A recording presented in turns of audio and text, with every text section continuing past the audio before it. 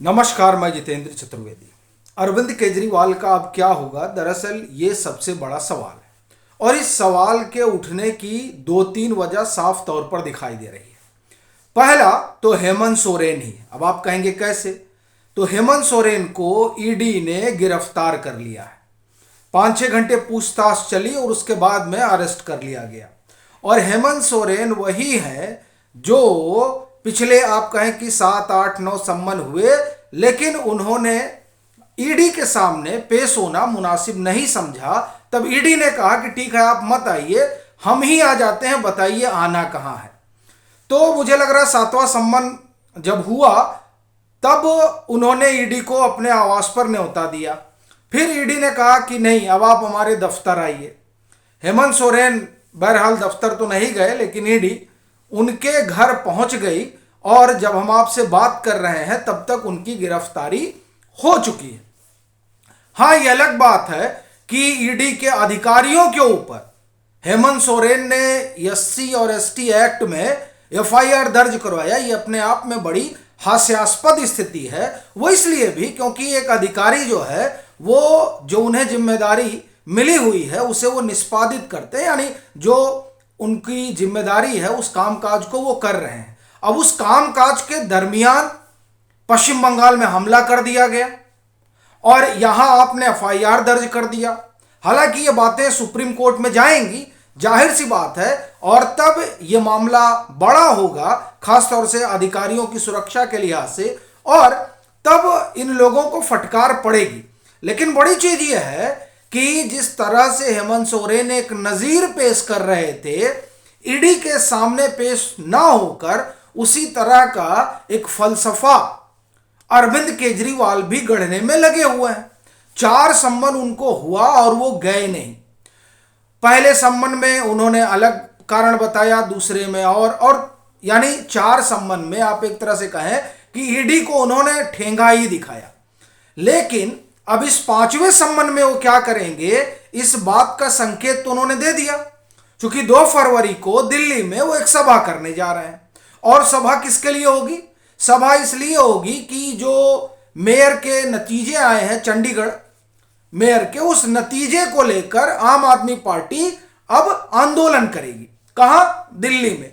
और आप बड़ी चीज देखिए कि ईडी का सम्मन आया, यह खबर आती है, 2 फरवरी को इनकी पेशी है, यह खबर आती है, और उसी दरमियान यह खबर भी आ जाती है कि 2 फरवरी को ये दिल्ली में सभा करने जा रहे हैं। अब ये क्या महज इत्तेफाक है या अरविंद केजरीवाल कुछ सोच रहे हैं? बहरहाल अब वो जो सोच रहे हैं वो तो अरविंद केजरीवाल ही बताएंगे। वैसे उनकी पार्टी कह रही है कि हम कानूनी राय लेंगे और उसके हिसाब से काम करेंगे।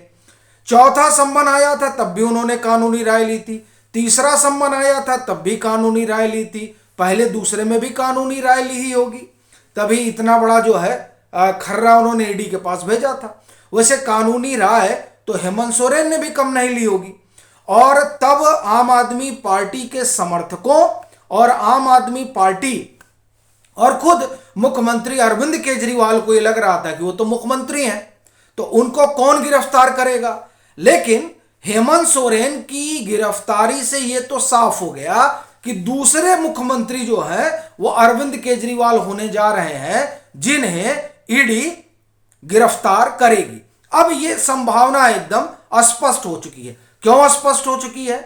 क्योंकि 3-4 बातें हैं जो साफ तौर पर दिखाई दे रही हैं और जिसका जवाब ईडी जानना चाहती है, लेकिन अरविंद केजरीवाल उसका जवाब देने से भाग रहे हैं। और एक तरह से आप कहें कि वो आंख दिखा रहे हैं। क्या कह रहे हैं? मुझे आप क्यों बुला रहे हैं? और ईडी कह रही है कि साहब 3 सवाल है, जवाब दे दो, जवाब दे दो और जाओ।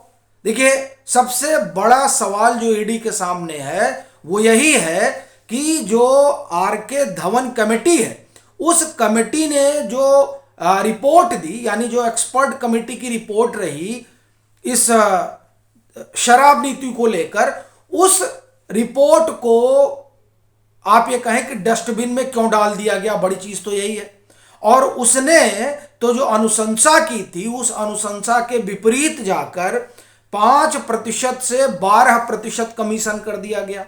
तो ये जो बढ़ोतरी हुई ये बढ़ोतरी क्यों हुई, ये सबसे बड़ा सवाल है। दूसरा सवाल है, अरविंद केजरीवाल इस बात से मुकर गए थे जब सीबीआई ने उनको बुलाया था 16 अप्रैल 2023 को, ये कहते हुए कि हमारा तो कोई लेना देना ही नहीं है, हमको क्या मालूम, वो मनीष सिसोदिया जाने और ग्रुप ऑफ मिनिस्टर्स जाने।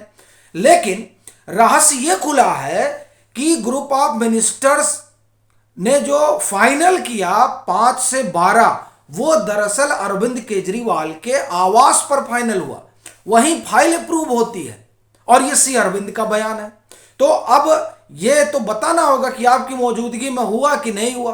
अच्छा, आपकी मौजूदगी में हुआ, चूंकि ये सी अरविंद का बयान है तो आपकी मौजूदगी में हुआ, तो आप क्या कर रहे थे, आपने कैसे ऐसे होने दिया। फिर तीसरी चीज जो ईडी जानना और समझना चाहती है कि विजय नायर से आपका क्या ताल्लुक है, और फिर कन्फ्रंटेशन होगा उस बयान से जो समीर महेंद्रू का है।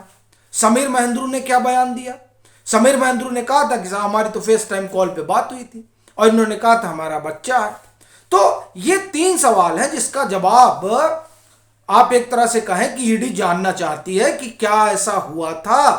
और चौथा जो बड़ा सवाल, अभी गोवा गए थे, ये आपको ध्यान होगा, उसमें मुझे लग रहा चौथा संबंध था जब ये गोवा गए थे, 18 जनवरी की बात है, 19 जनवरी से इनकी ट्रिप थी गोवा की।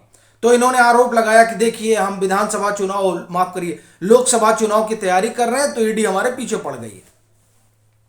उसी गोवा के विधानसभा चुनाव में चेरियाट मीडिया लिमिटेड संभवतः उसका नाम, जिसके कर्ता धर्ता राजेश जोशी, ईडी ने कहा है कि राजेश जोशी ने बताया है कि कोई 70-72 करोड़ रुपए जो है वो गए थे आम आदमी पार्टी से गोवा चुनाव के लिए। अब उनका जो बयान है उस बाबत भी तस्दीक करना चाहती है ईडी, और ईडी इसलिए भी अरविंद केजरीवाल से पूछताछ करना चाहती है कि साहब ये दोहरी भूमिका में है, ये संयोजक भी हैं और ये मुख्यमंत्री भी हैं।